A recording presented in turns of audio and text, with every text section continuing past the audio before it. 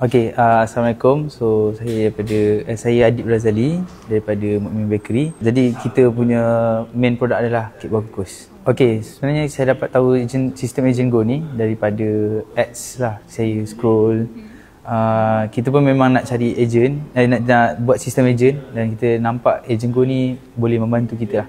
Untuk sesi perkenalan sistem Agent Go ni, kami nampak yang Agent Go ni memang betul-betul boleh bantu kami punya company untuk tambah lagi sales channel.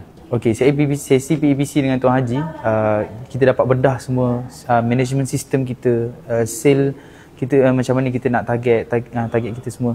Memang berbaloi sangat-sangat, memang tak cukup rasanya.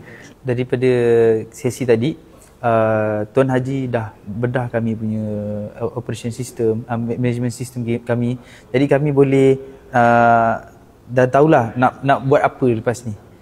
So contoh macam agent, macam mana kami nak rangka agent tu, macam mana kami strategi game plan dia. Saya sangat recommend founder-founder boleh try cuba dulu Agent to You ni.